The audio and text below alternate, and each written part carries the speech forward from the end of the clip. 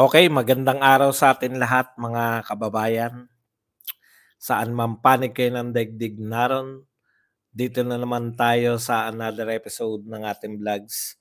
Badong Aratilis po. Pag-uusapan natin ngayon, ito po, no?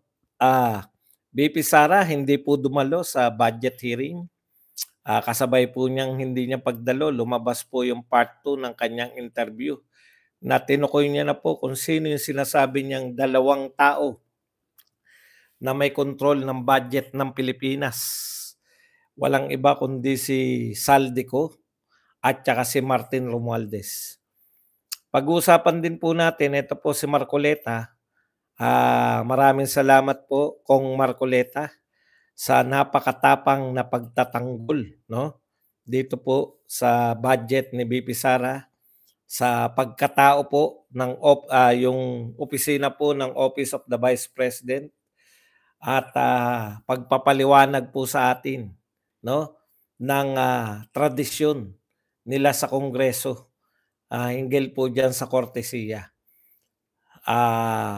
Sa pamamagitan po niyan ay nalantad po ni Marcoleta yung pong kaipokritohan nitong mga congressman. Yan po, diyan po iinog kung may iba pa pong mga usapin sa ibang panahon na po yan, diyan po iinog ang ating usapan. Dito po sa wala na po, no, talagang banggaan na po 'to ng mga alipores ni Martin at Nico. Hindi lang pala si Martin ang kaya tignan niyo po, no, parang mga congressman talagang baw na baw pala kay Ko. Siya pala yung may control ng budget, no, silang dalawa ni Martin. Yan po mga pag-uusapan natin, pero bago yan, kung bago ka pa lang dito sa ating channel, mag-subscribe ka na. Dahil ito lang ang tanging channel na may kinikilingan, may pinapanigan, una sa balita, uli sa impormasyon, kaya ano pang hinihintay nyo? Pindot na, okay. Pag-usapan natin, no? Lumabas na po. Sabi nga po ni BP Sara, dalawa lang yung may control ng budget ng Pilipinas. Ito po si Congressman Saldico at saka to si Martin Romualdez. Mahirap pong pabulaanan yung sinabi. Dahil ito po, no, ang mga sagot po ni Ko, wala po yan. Ano lang, yung hindi po nakabatay sa facts, no. Samantalang si BP Sara na paliwanag niya po, ito yung budget para dapat sa classroom, may nanghingi sa kanyang congressman na mga SOP, hindi pumayag si BP Sara. Ang ginawa ng mga congressman, dinagdagan yung budget para sa classroom pero hindi na kontrolado ng DepEd. Antindi pong akusasyon nun, no? Matindi pong akusasyon yun na kinokontrol, iniikot-ikot, kaya nawalan po ng budget para sa repair ng classroom dahil dinala po. Simple lang naman sinasabi ni BP Sara, no? Minamanipulate nitong dalawa na to. Tinukoy kayong dalawa. Wala nang iba. Tinukoy silang dalawa. No? Ito po kaya good na good. Kaya po ang mga congressman natin ay ayon kay BP Sara, kaya laway na laway, no? Dito sa dalawang to, kaya sunod-sunuran eh. Grabe po pala talaga, no? Grabe po talaga pala ang bigayan diyan sa congressman. Hindi po pumayag si BP Sara. Ano po ang ibig sabihin nito, no? Akala po nila si BP Sara ay one of the others, no? Kung nagawa po nila yan sa Office of the Vice President, malamang po, yan po ang kalakaran sa lahat ng ahensya ng gobyerno. No? Sa lahat, yung mga ahensya po na mayroon ding disallowances, pero sabi nga ni Ted Filon, na hindi kinalkal. Wag na nating sabihin kung ano yung mga yan kasi nakakahiya. No? Yung sinabi ni Ted Filon na mga ahensya na mas malalaki, bilyon ang disallowances. Pero ni hindi tinalakay ng mga to. Malamang sa hindi ay nalawayan. Nalawayan yung mga sinasabi ni BP Sara na lumapit sa kanyang congressman. No? Magkano ang kanila? Akala ko po mga Pilipino tayo eh. No?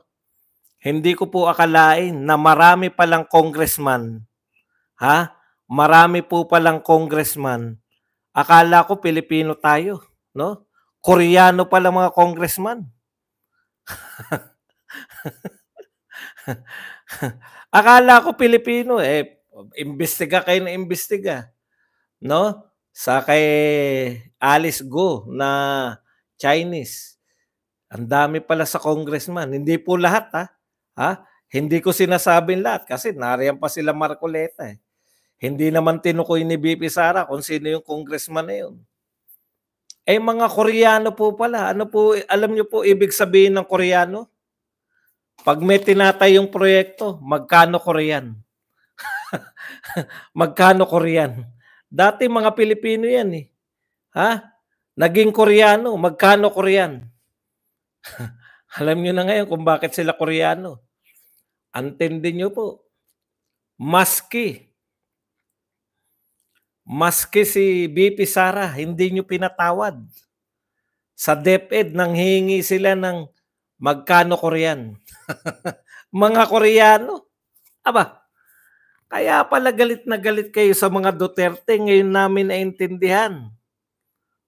6 na taon na hindi nakalimutan nila, ha? Eh, naging Pilipino sila ng 6 na taon, na wala pagiging Koreano nila, eh. Grabe, ang tindi 'no? Hindi po nila puwedeng sabi nga ni VP Sara, "Hindi ko na kinakailangan ng corroborative." Anong sabi ni VP Sara? Hindi ko na kailangan na mag-corroborate, mga testigo magko-corroborate sa sinasabi ko. Tignan niyo na lang daw yung mga ipinatong. Nung ayaw magbigay ni VP Sara, diyan sa mga paano nga naman magagawa yung classroom, eh, sangkatutak. Kaya pala ang dami pong budget. Kaya pala eto, ang dami pong problema ng DepEd. Pagdating po, pag chineck po nila, kasi misis ko taga-DepEd, kunwari hindi ako dating taga-DepEd, 'no? Hindi naman po lahat ng problema classroom, eh, 'no? Nagtataka lang ako, maganda po yung direksyon ni VP Sara, tamang malaki po ang backlog. Malaki po ang ating backlog, sa ano po, sa classroom. Malaki po masyado ang ating backlog pagdating po sa classroom. Pero hindi po yan lang ang problema ng DepEd. Nagtataka ako bakit ang kwentahan lang nila lagi ay number of classroom. Gustong-gusto nila magtayo ng classroom, 'no? Yung pala meron po silang hinihingi, hindi po nakatiis si VP Sara. Yan po pala yung sinasabi ni VP Sara, na kaya siya nag-resign. Isa sa dahilan ng pagre-resign niya sa DepEd. Eh putya, naturingan siyang DepEd secretary, wala siyang control sa budget ng DepEd. Ayan ang sinabi ni VP Sara. Vice President na ng Pilipinas. Na-imagine ko, kung sa Vice President ng Pilipinas, kaya nilang kontrolin yung budget, paano pa yung ibang departamento? Kaya hindi nila, kahit merong issue din ng disallowances, hindi nila kakalkalin. Eh baka baka pag tinanong ng tinanong, makalimot yung mga sekretary. Eh kaya naman po kami hindi makapagpatayo ng maayos-ayos, eh, dahil nauna na yung mga Koreano. Aba, matindi po talaga 'tong mga 'to. Okay, yun po 'no, talagang kaya, sabi ko nung una, saan nagmumula yung galit ng mga congressman, 'no? Saan nagmumula yung galit ng mga congressman sa mga Duterte? Ngayon po naunawaan ko na, wag na nating sabihin. Kung saan nagmumula yung galit niyan. 'Wag na rin nating sabihin yung mga binanggit ni Ted Filon na mga bilyon-bilyon ng disallowance pero hinayaan lang nila makalusot. Gano'n po sila ka-epokrito, 'no? Si VP Sara, 125,000,000, 73 po yung disallowance. Pero nakita po natin sa hearing sa kanina, sa pamamagitan po ng pagtatanong ni Marcoleta, wala naman pala dapat issue. Nagtataka nga raw si Marcoleta, eh. Bakit nagtatanong kami kaagad? Sinama niya na yung sarili niya, eh. Bakit tinatanong hindi maunawaan nung COA, eh. Ang tanong ni Marcoleta, ilang buwan ba? Tignan niyo po, kailan lumabas yung disallowance? Tanong niyo sa akin, kailan lumabas? August 2024. Ano pa lang po ngayon? Tanong niyo sa akin kung anong araw ngayon. September pa lang, August. Wala pa pong isang buwan, 'no? Paglabas nung disallowance. May 6 na buwan ka para iapila. Kaya nga tinatanong ni Marcoleta, 'no? Ang tinatanong niya, natanggap niyo na ba yung sagot ng Vice President? Wala pa sila natatanggap. Paano niyo matatanggap, 6 na buwan yung palugid ayon sa batas. Ibig sabihin, nasa time pa lang ng apila, inaapila pa lang, kung pag-usapan, sabi nga ni Marcoleta, kung magtanong kala mo, kriminal na, eh. Pagkatapos po ng 6 na buwan, nakasagot yung BP, hindi na satisfied yung COA, tinuloy nila yung disallowance, pwede pang umapila sa Court of Appeals. Pwede pang umapila sa Supreme Court. Napakatagal pa po. Kalalabas lang po nung August, Agosto. Tansya ko nga sa COA, inihabol yung labas, eh. Para dito sa hearing na to, eh. Tansya ko, inihabol, eh. Inihabol, tansya ko, eh. Inulit ko na ng 3 beses para mas maunawaan nyo kung ano nagaganap.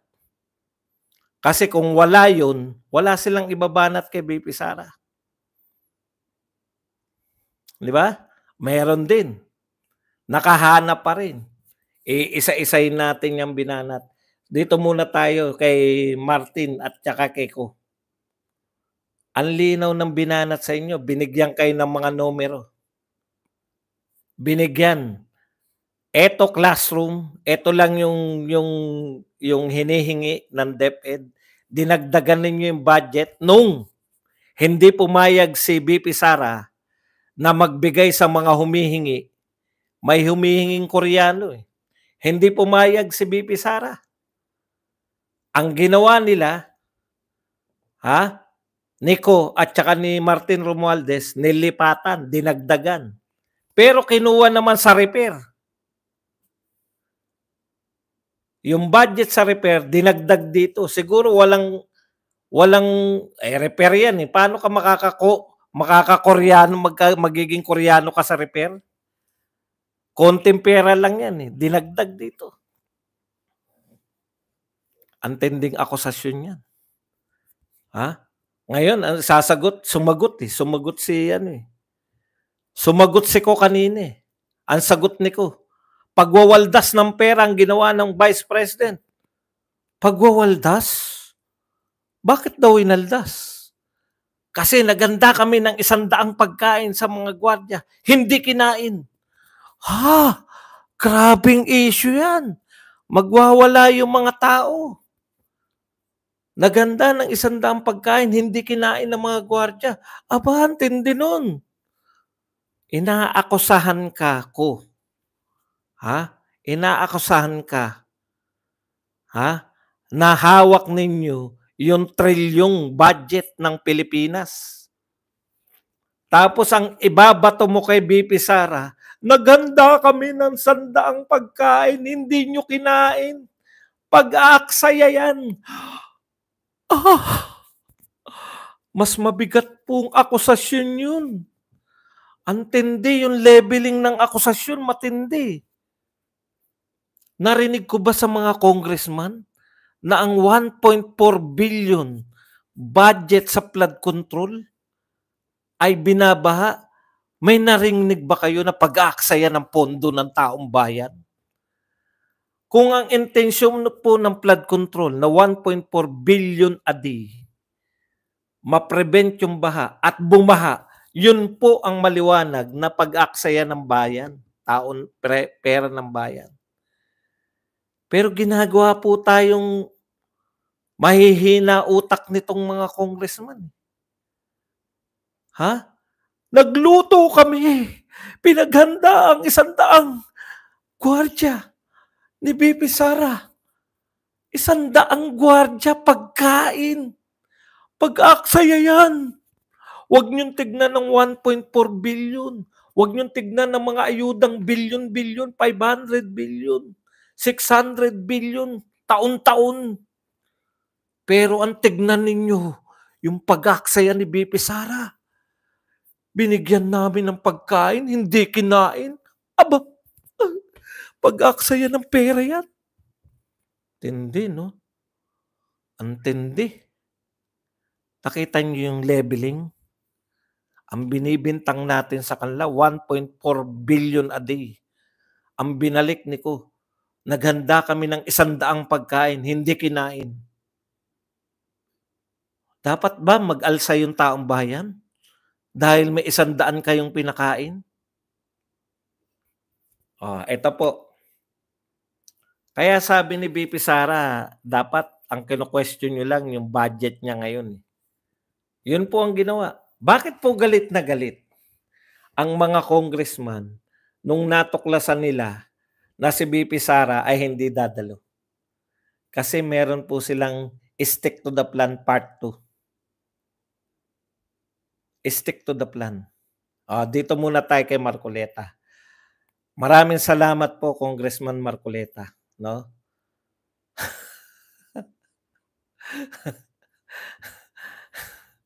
Maraming salamat po.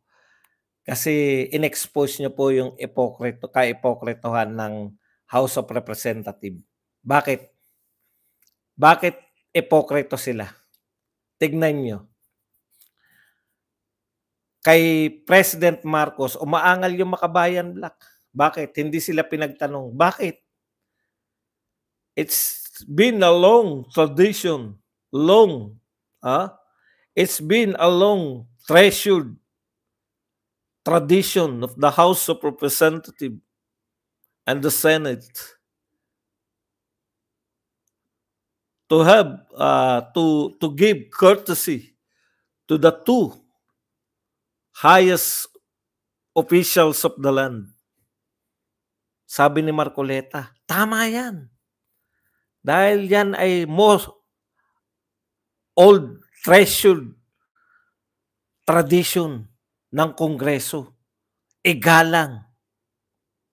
Pucha, wala palang paggalang to sa tradisyon itong mga to. Malupit si Kimbo. Nagno eh. Tinanong siya ni Marcoleta harap-harapan. Do you think? Ganito mga banat ni Marcoleta eh. Don't you think? Wag ng English. Sa madaling salita, sinasabi ni Marcoleta, hindi ba dapat, ikaw ba'y naniniwala na meron tayong tradisyon? Pagbibigay ng courtesy, inisa-isa ni Marcoleta, di ba? Sinabi niya yung lahat ng mga vice president, binigay ang courtesy na yan. Maging mismo yung anak ng presidente na si Congressman Charis, excuse me po, hindi pala Charis. Ano ba sinasabing Charis? Okay. Congressman Sandro Marcos ay in-uphold yan tradition niyan. Di ba? Bakit ngayon ay anong katangi-tangi kay Vice President Sara Duterte? Hindi natin maibigay. Ang sabi ni Kimbo ganito eh. Kasi wala namang nag-move. Ito po yung unang plano nila. Hindi ini-expect ni ano, ni Marcoleta, 'di ba? Ang sabi ni Marcoleta, long tradition na natin 'yan. Bakit hindi natin galang? Sabi ni ano, wala naman nag-move kasi nung nakaraang hearing. I move. Puta, na-trap si Marcoleta, 'no? Tindi, 'no? Pero ang ganda po ng at least nalaman po ng mga tao, pati po yung ibang mga congressman, mahiya po kayo, lalo na po yung mga congressman na mga lolo nila, mga tatay nila, mga congressman. Nakakahiya po sa mga magulang ninyo at sa mga lolo ninyo na wala na po yung paggalang niyo sa pangalawang pinakamataas dahil lang diyan kay Ko. Kaya pala kontrolado ni Ko lahat, 'no, tapang talaga, 'no? Kaya pala kontrolado nila ni Martin ang lahat kasi kontrolado nila yung budget ng Pilipinas, hindi po ng House of Representatives. Pabulaanan niyo punto per punto, hindi yung sasabihin niyo lang, dati na nilang ginagawa yan sa Davao, martial law kasi ang Davao.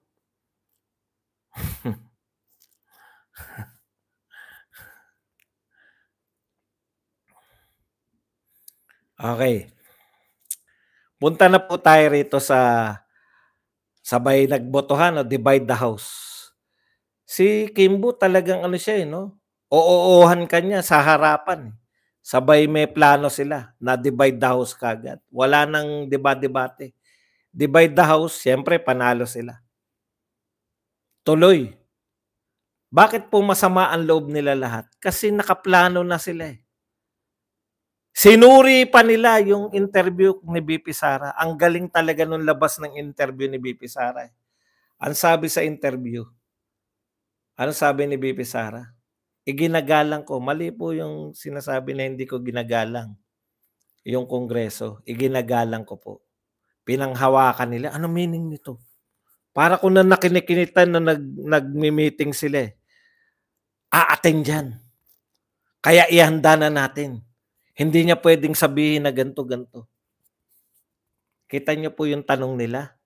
Para na po ang tema po ng tanong nila ay eto, no? Si Leni Robredo naging vice president din. Bakit ang daming nakagampan din naman siya sa pagiging vice president? Si Leni Robredo, no? Nagampanan niya yung pagiging vice president nang walang mga satellite offices. Magkano ba ginastos sa satellite offices? Ang laki-laki. Ang laki-laki-laki-laki. Ang laki-laki-laki. May lalaki pa ba sa 1.4 million budget? Mayroon pa bang lalaki? Sa mga backlog ng classrooms? Biro lang. Lynn Jordan, thank you very much sa $249. Ay, euros pala. Wala pong lalaki sa 1.4 million a day na budget para po sa mga backlog ng classroom. Hindi, backlog po ng mga ng mga anti-baha. Wala pong lalaki ron. 1.4 billion po yun. Yun yung tema nila, nakita nyo? Si Leni Robredo, kaya paulit-ulit sila. Si Leni Robredo, nakagampan ng Vice President, isa lang opisina. Si Leni Robredo, nakagampan ng isa lang opisina, mura pa upa. Di ba? Ngayon, ang tanong, maliban dun, sa 6 months pa pala, pwede pang umapila si VP Sara kasi nung August lang po lumabas pala yan. Bakit August tapos September ngayon? Hindi ba parang kailan lang yung August? Hindi ba tinaon kaya yan na kasi magba-budget hearing kaya nilabas yung disallowance? Nakakapagduda ba kunwari? Kunwari hindi tayo nagdududa sa COA, no, yung timing. Paglabas na ng disallowance August. Tapos September merong budget hearing. Tindi, no? Hindi naman nakakahalata. Hindi po nakakahalata kami. Sino? COA? Yung COA, idedemanda ko, talaga naman sa kanila galing yun. Tinanong ni Marcoleta yun.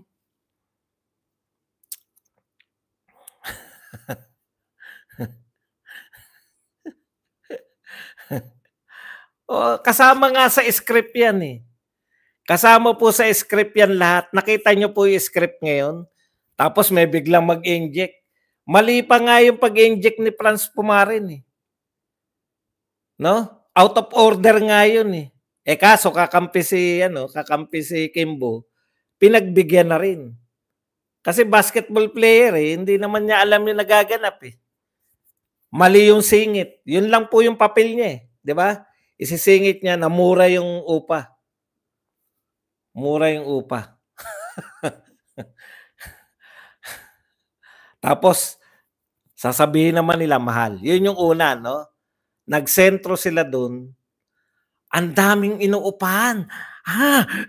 Gigil na gigil sila. Bakit kinakailangan mo pa? Marami kasing backlog.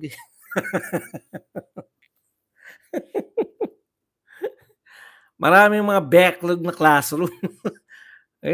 Classroom backlog.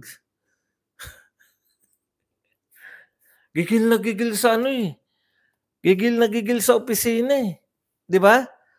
Nakita nyo, yun yung unang tema na. Yun yung una Yun yung ang dali pong basahin ng mga congressman Yan yung una, sentrohan natin to. Kaya nakaplano po yan Imposible pong walang plano. Ang walang plano yung may kay Marcoleta, kusa yun. Di ba? Kasi hindi dumalo si BP Sara Di ba?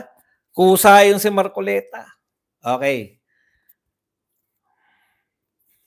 Malayo po talaga yung kay Franz Pumarin. Hindi pa po yun yung pinag-uusapan. Interject niya lang daw. Interject mo, hindi pa yan ang pinag-uusapan. Siguro, naiinip na. Wala. Nakaano yan Pag pinasok to, puta, hindi nakikinig dahil nakakainip po yan Pagka hindi po kayo sanay sa mga batas-batas, maiinip kayo mga basketball player Siyempre, inip na yan. Kailan ba ako papasok dito? Kailan ako papasok?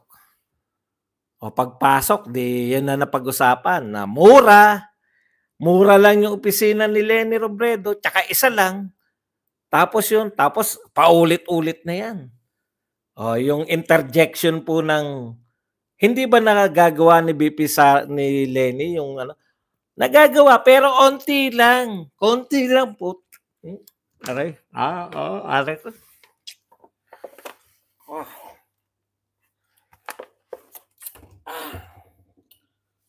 Nadurog yung isang ngipin ko yata, puta. Na-misplace na naman. Okay.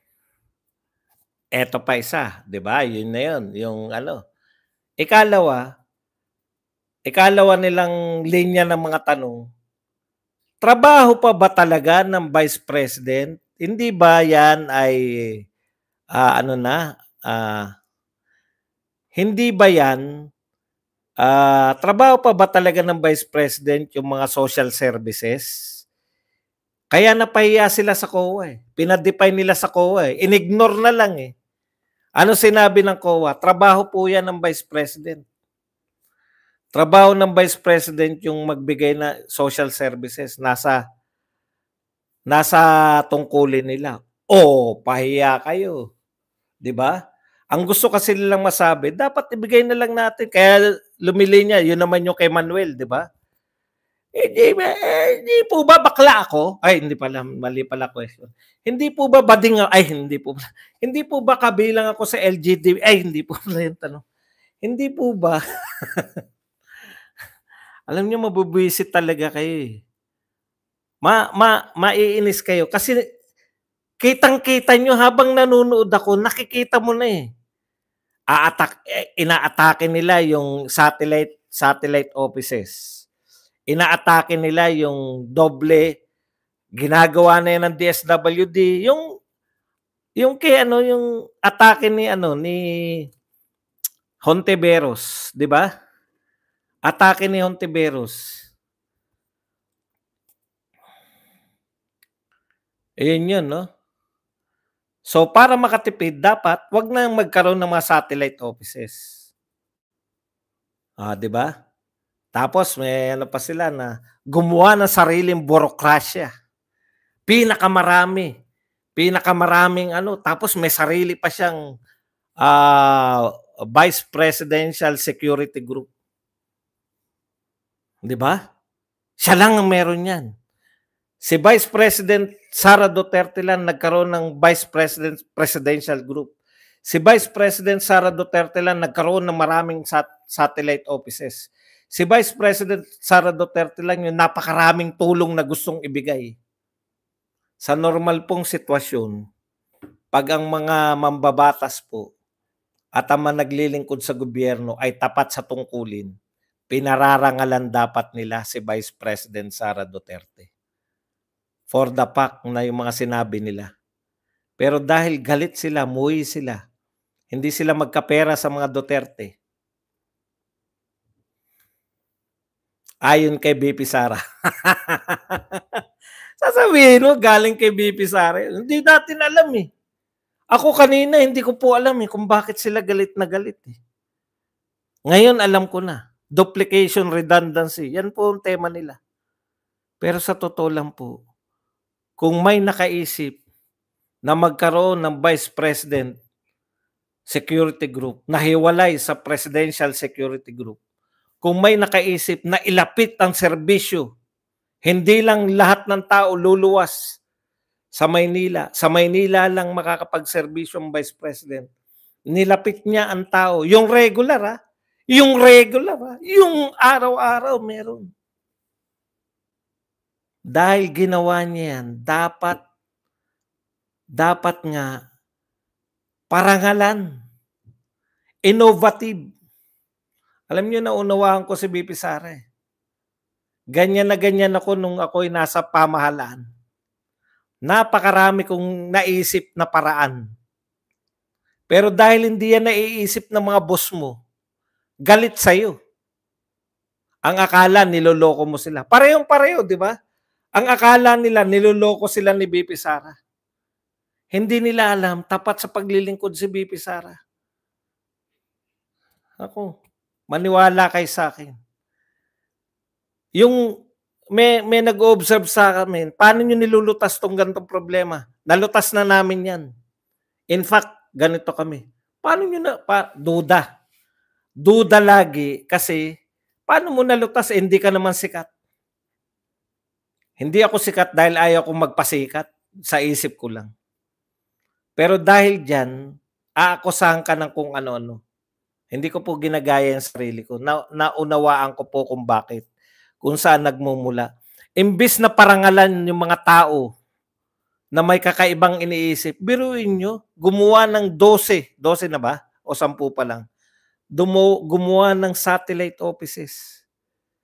Para kunwari yung Region 3, kung may satellite office dyan, mga taga Region 3 pupunta sa Region 3 para manghingi ng tulong.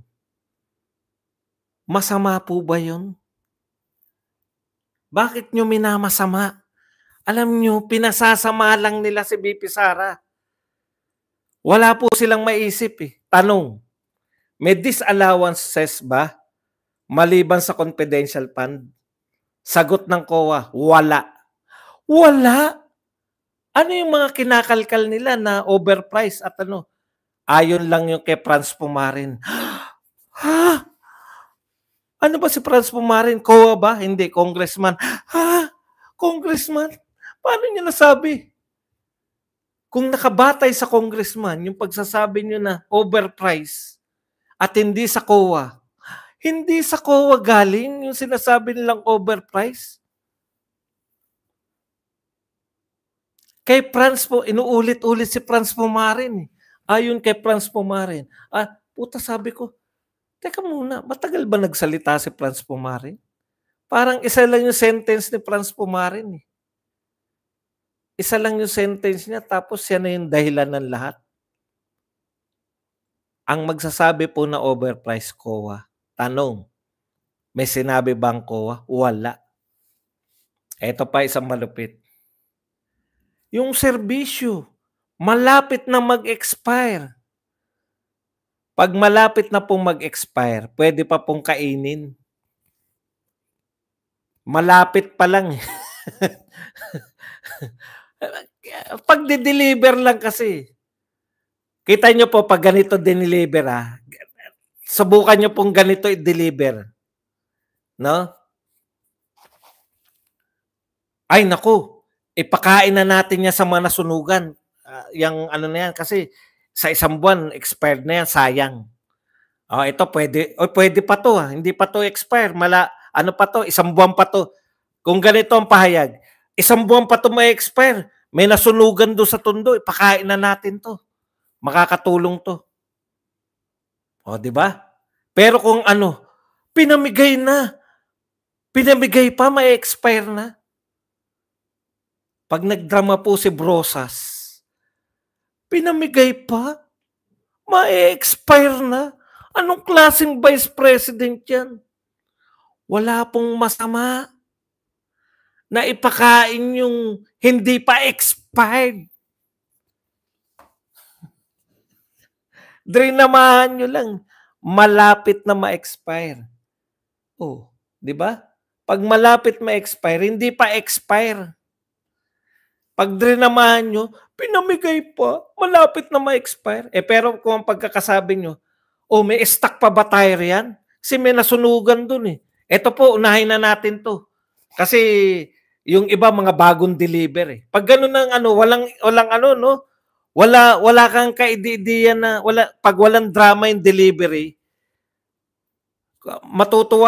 natutuwa po, salamat po ng marami.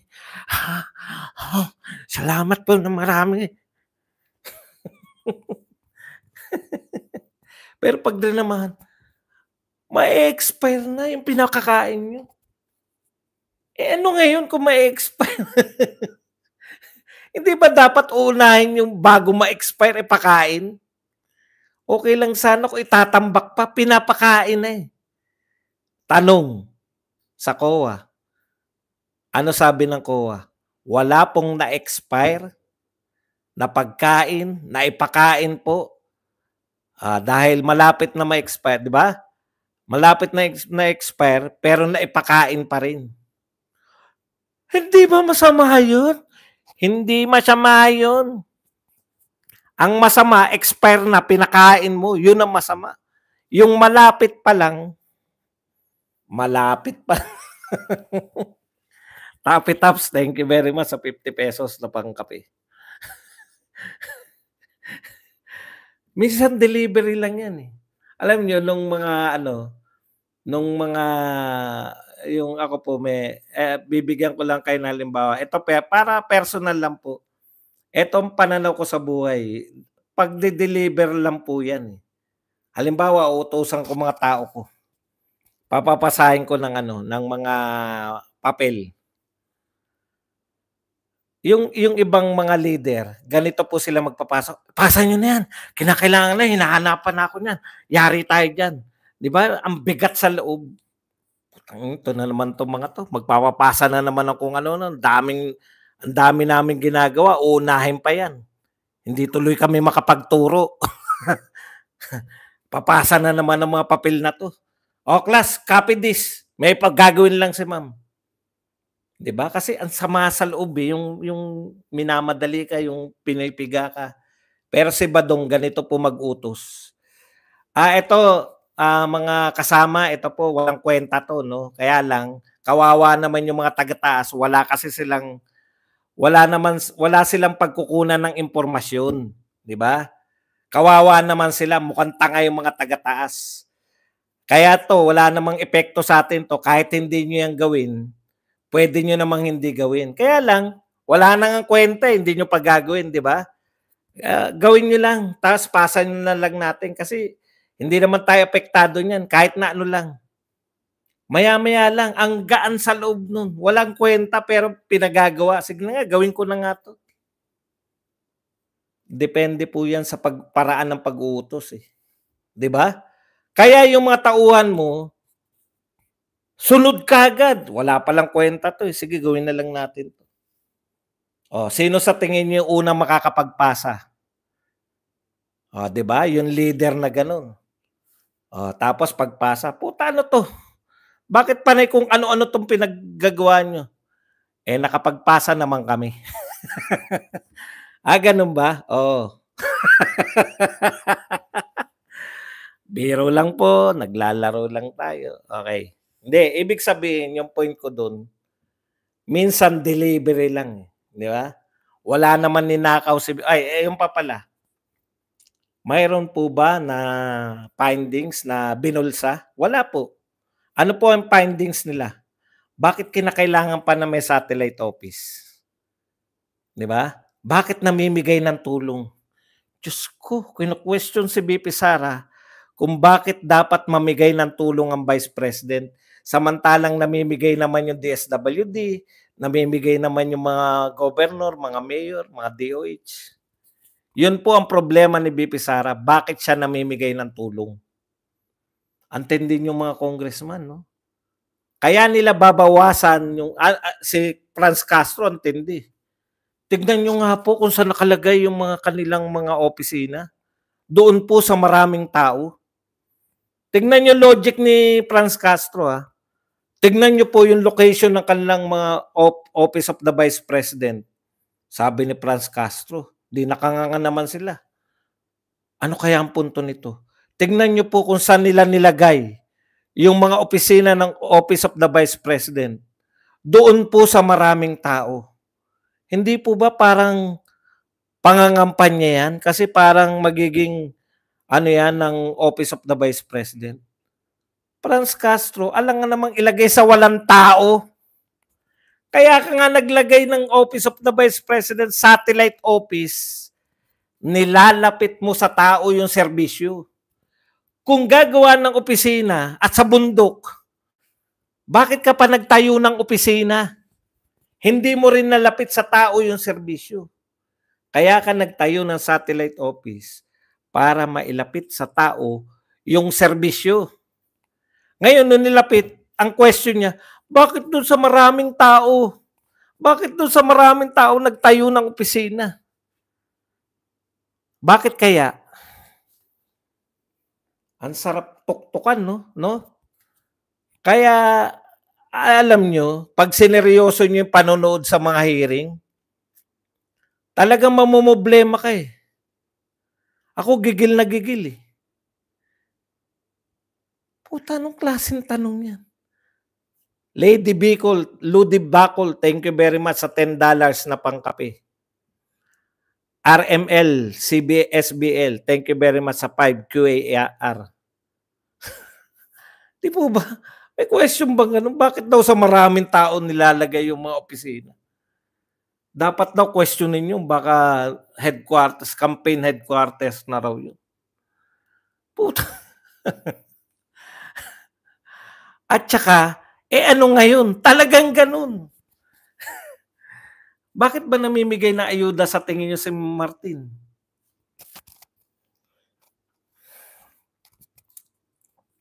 Kaya linyado po yung mga tanong nila. Kaya lang, kung nariyan nga si VP Sara, sana merong designated na taga-sagot, no? Kung ako i-designate ni VP Sara, ano papel mo rito? Ako po taga-sagot.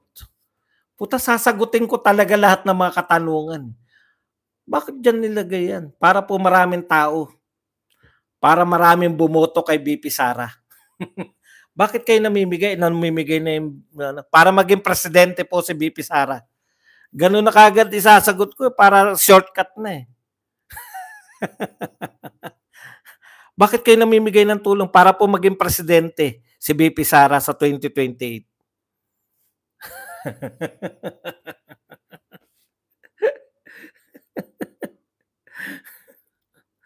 Minsan masarap tumawa eh, no? Minsan masarap na tawanan na lang 'tong lahat eh. Kasi satellite office, Ayaw mo sa maraming tao, saan mo gusto, sa bukid?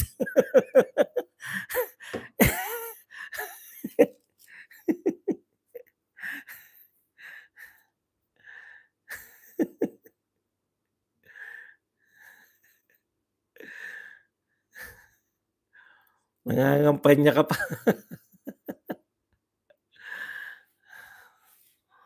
Okey.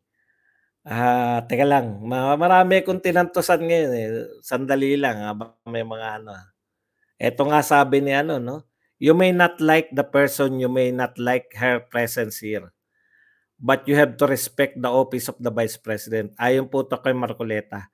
"That is all, because that is guided by tradition. Are we discarding the tradition? Is this committee authorized to discard well-cared tradition?" Maria Paz Lim, thank you very much sa ₱50. Boss Buds, nakakahawa yung panggigigil. Nakakagigil po talaga, eh, 'no, lalo na kung alam niyo, lalo na kung nauunawaan po ninyo yung nagaganap kasi ang dali ko pong i-dissect, eh. Habang nakikinig ako, eto natanong na 'to, eto sesentrohan nila. Ano papel na pumarin? I-aano niya na tinignan niya sa Quezon City mura lang upa. Franz Pumarin. Ay, thank you po kay, Ma'am, ah, Chris Misuki na nagbigay po sa atin ng 3,200 yen at binabati natin ang kanyang mami na si Ma'am Pat Asperas. Sara po kami. Yan, maraming salamat, Ma'am, Chris Misuki.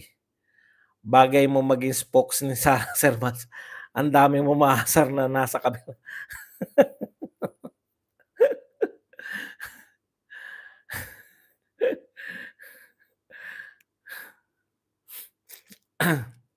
Eto, tignan niyo 'to, sabi ni Kakiraki.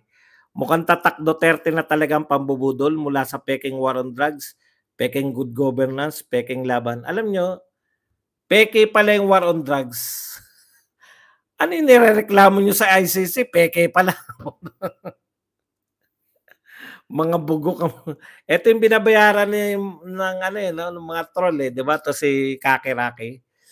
Kung ganyan lang utak ng mga binabayaran niyo kaya hindi nag-i-improve kayo sa mga ano.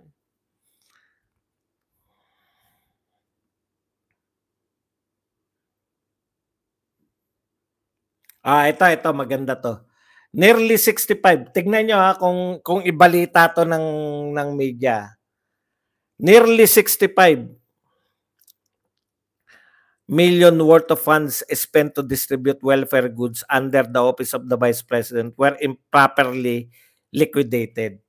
Tignan niyo po, 'pag sinabi pong 'pag binalita ng Philippine Star, 65 million worth of funds spent to distribute welfare goods. Yung mga pinamigay po ni VP Sara were not properly liquidated. Akala mo may anomalya, eh, 'no? Pero kung pakikinggan niyo po sa mga tanungan, bakit tinatanong niyo COA, maganda kasi yung COA na 'to, alam niya yung pangyayari, 'no? Yung COA ngayon na yung dating COA, walang alam, eh. Hindi niya kasi hawak 'yun, 'no, yung mga tinatanong. Eto SEB talaga yung may hawak. Sila talaga yung naatasan sa Vice President. Kaya nalaman natin mula sa COA na yung sinasabi ng Philippine Star, kasi 'pag nagbalita ganito, eh, 'no, akala mo may anomalya, eh, improperly liquidated. Eh, inunahan ko na nga ng tanong, meron bang disallowance? May anomalya ba? Wala. Ano po ibig sabihin ng improperly liquidated? Nung tinanong po yung COA, hindi po nakapirma yung principal na nabigyan po ng Notreban, hindi nakapirma yung barangay captain. Alam niyo yun? Tapos may pahabol pa. Eto malupit, eh, yung pahabol. Ibig pong sabihin nung tinanggap nila hindi sila pumirma, ay pumirma po. Yung sinasabi pong kulang ang pirma, yung panahon na nung pinakakain na ng Notreban. Alam niyo ibig sabihin, halimbawa OBP office ako, Ito po ang isang truck na Nutriban. Tanggapin niyo po, Mr. Principal. Pirma si Principal, in-acknowledge. Ano po ang problema? Nung pinakain ni Principal, doon po hindi nakapagpirma yung teacher. Kasi pinakain yun, siyempre, hindi naman magli-liquidate yung teacher eh. Di ba? Hindi po alam ng teacher yun. Binigyan ng principal, pakain yan sa mga bata. O, pinakain ni teacher. Wala po sa kanya, hindi naman siya nagli-liquidate eh. Ang trabaho ni teacher, ipakain yung principal. Ay, pakain yung principal. Ang trabaho ni teacher, ipakain yung Nutriban. Ngayon, ano yung improperly? Kasi daw, habang nagkakainan, yung mga teacher at principal, hindi, habang nagpapakain yung mga teacher ng Nutriban ng principal, ay ng Nutriban, habang habang pinapakain ni teacher ng Nutriban yung mga bata, nakalimutan papirmahin. Hindi po make sense to. Ito po yung sinasabi ng COA. Iba po kasi nakikinig, iba po talaga yung iba po yung nakikinig na may karanasan diyan sa mga ano na yan, sa mga liquidation. Ako kasi may karanasan ako sa liquidation eh. Habang di ba? Habang nagpapakain, hindi po napalista. Kaya ang sabi ng COA, improperly. Pero hindi po yung mula OBP, ang sinabi nga, habang may activity. So, ibig sabihin, babalikan lang po yun, kulang po kayo ng pirma. Pag napapirma na po, class, sino sa inyo yung mga kumain ng Nutriban? Halimbawa lang po yung Nutriban, kung ano man yung pinakain. Ito po, kami po. Sige, pirma kayo dito kasi kailangan pala ni principal. Nakalimutan ko kayong papirmahin. Yun lang po yun. Pirma lang po. Yung sinasabi dito, pag binalita ng media natin, were improperly liquidated. Ang ibig sabihin po ng pirma ay ng improperly liquidated. Kulang po sa pirma. Ibig sabihin, badong, binigay yan ng Office of the Vice President, hindi pinapirma yung principal. Pinapirma po yung principal. Doon nang kumakain yung bata, nakalimutan ni teacher na pumirma. Di ba? Magkano po yun? 64 million. 65 million. Ginagawa nilang issue. Ano po mas malaki? Tama yung ano. Ano po yung mas malaki? 1.5, 1.4 billion a day o 65 million a year. Hindi po nawala yung Nutriban na yun. Kinain po yun ng bata, hindi lang po nakapirma yung batang kumain.